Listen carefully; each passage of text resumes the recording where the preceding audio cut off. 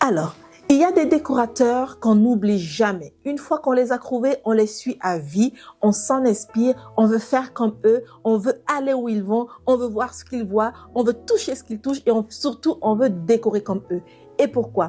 Eh bien, tout simplement parce que ces décorateurs ont un lien en commun. Et c'est de ça dont on va parler aujourd'hui.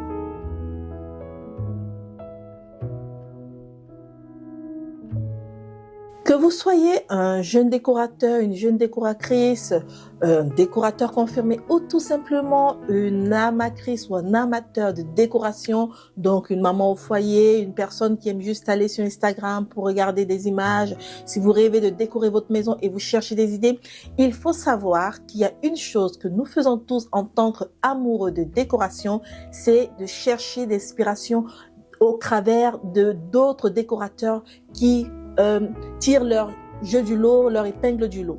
Et ça, c'est très important. Ça s'appelle la curiosité aussi.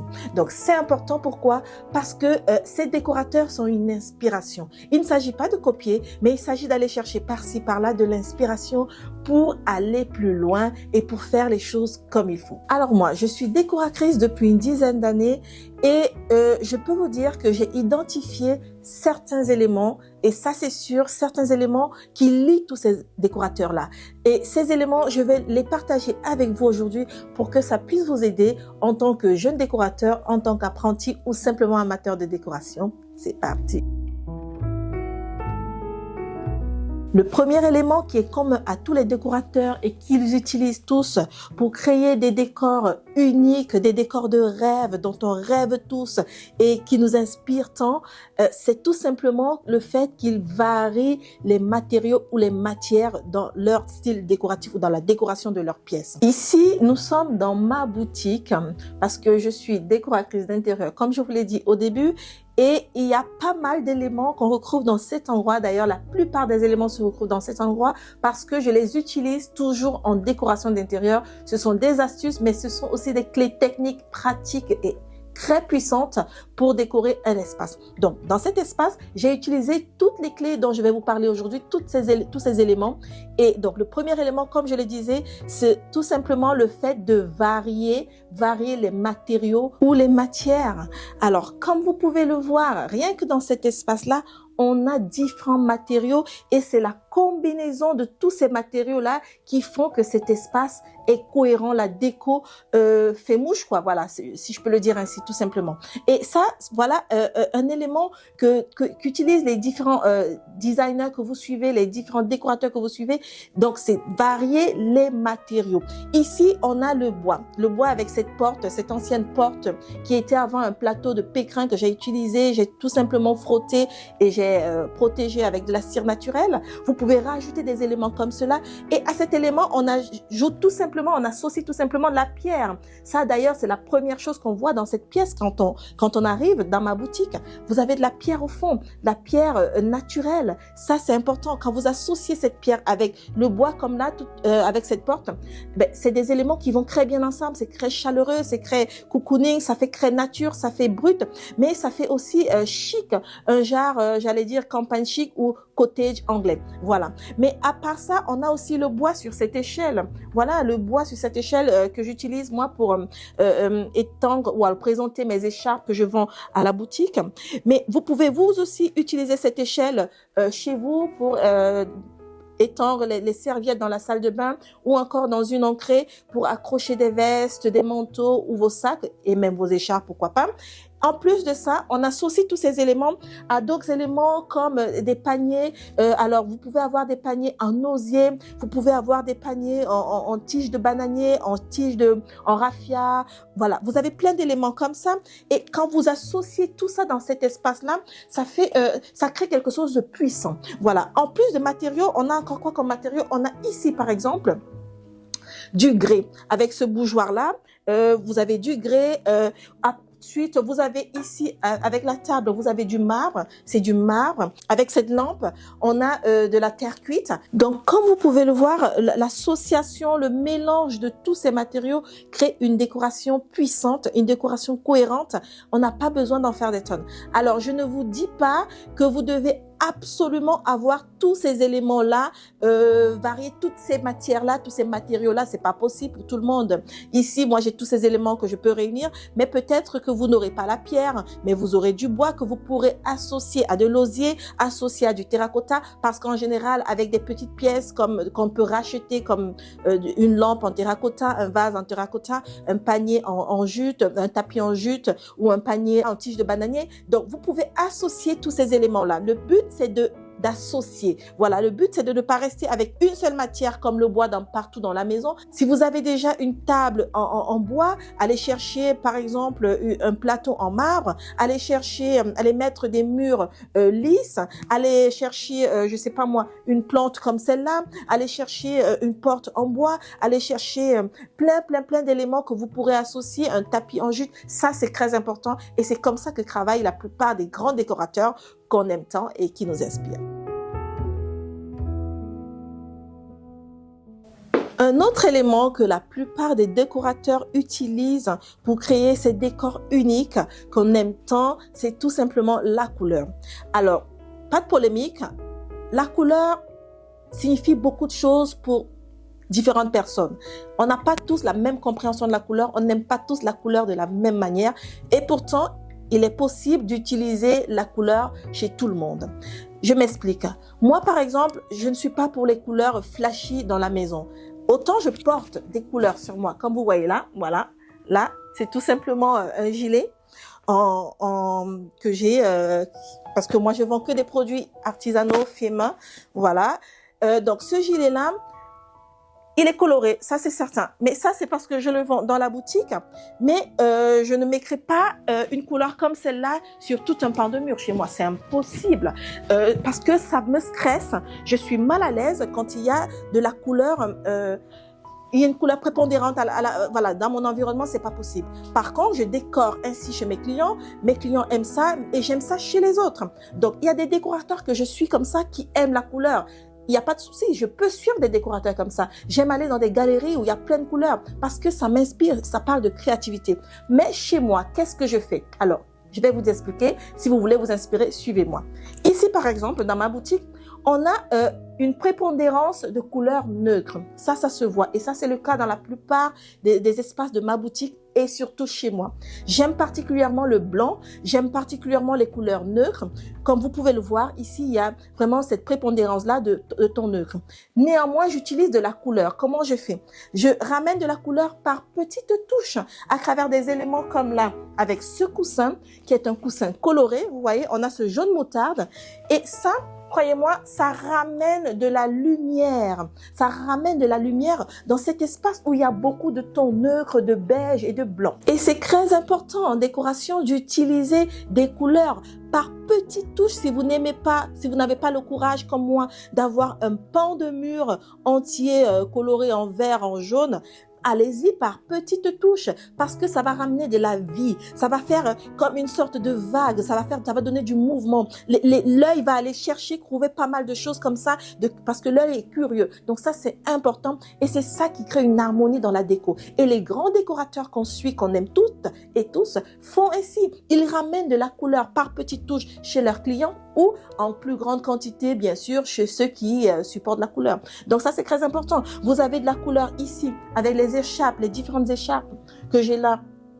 Foulard et écharpe, là par exemple, c'est de la soie. Donc là-dessus, il y a de la couleur. J'ai ramené de la couleur avec cette plante verte, cet olivier qui est juste là dans ma boutique. C'est un olivier, ce vert-là, c'est de la couleur. Sachez-le, la couleur, c'est pas seulement sur les tissus, sur les tableaux. Même l'olivier rapporte de la couleur. Donc c'est important. Les grands décorateurs utilisent de la couleur, même dans un espace neutre. C'est possible de rajouter des touches de couleur pour créer un espace décoratif qui détonne un peu, qui sort un peu du lot.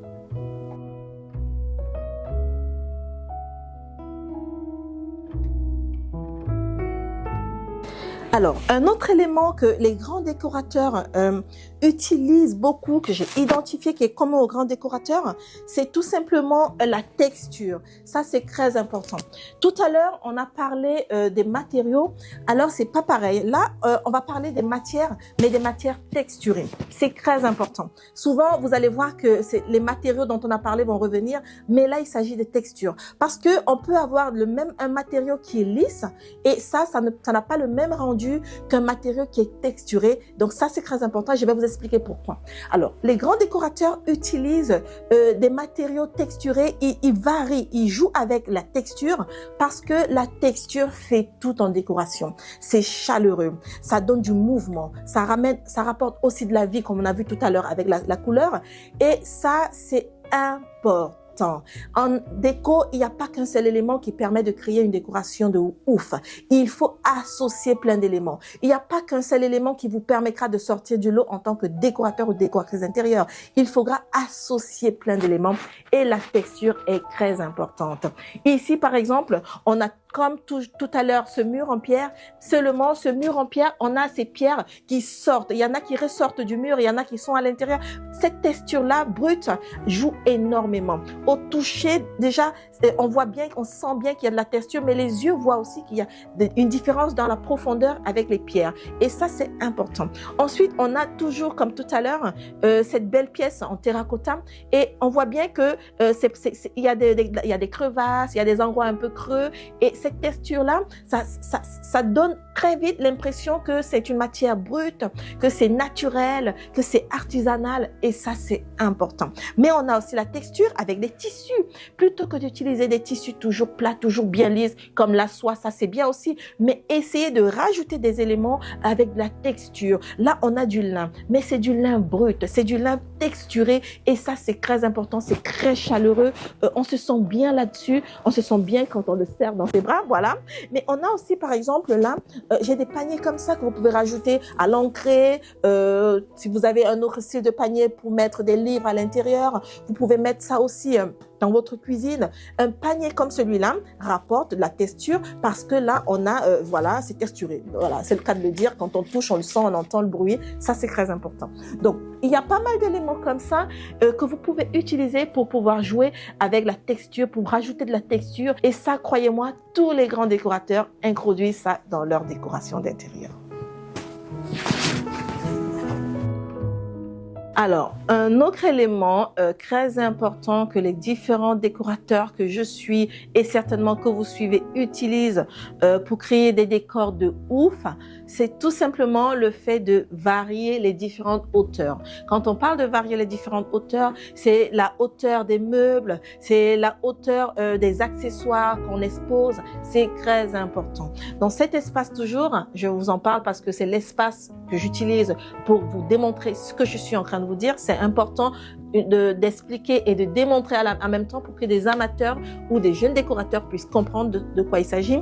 Donc cet espace-là, on a différentes hauteurs. Je joue avec la hauteur des matériaux ou alors des objets que j'utilise. Et ça, c'est très important. Là, au fond, vous avez tout simplement l'échelle ici.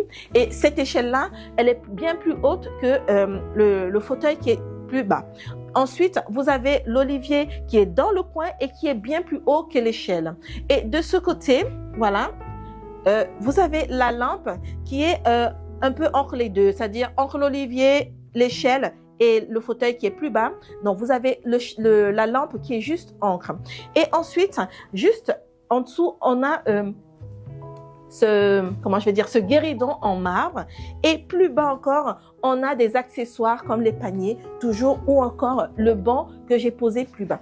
Bref, c'est comme un tableau. Mais c'est un tableau que j'ai créé, parce que je ne l'ai pas peint, ce tableau, il n'est pas peint, mais il est créé. Je l'ai imaginé de manière intentionnelle. Je le dis souvent, en décoration, il faut être intentionnel. Il faut imaginer à l'avance le rendu qu'on veut avoir et imaginer tous les éléments qu'on doit mettre ensemble pour pouvoir obtenir ce rendu. Et c'est ce que j'ai fait ici, tout simplement. J'ai imaginé le rendu, l'impact que je voulais que cela donne, le ressenti que je voulais apporter.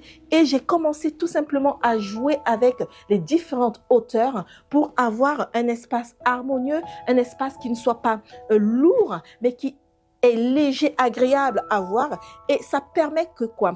Tout simplement. La hauteur permet à l'œil de ne pas s'épuiser. L'œil reste toujours en mouvement. L'œil cherche, ça va en haut, ça va à droite, ça va en bas. Et la hauteur permet aussi de créer un équilibre. Si vous mettez des objets de la même hauteur, ça va pas. C'est fade, c'est plat, ça n'a aucun intérêt. Si vous mettez des objets avec des hauteurs variées, là oui, parce que l'œil bouge, il y a du mouvement et ça c'est génial. Ça c'est avec ça qu'il faut jouer. Ça apporte de la vie et ça c'est très important et croyez-moi, tous les décorateurs que vous suivez et que vous aimez jouent avec la hauteur.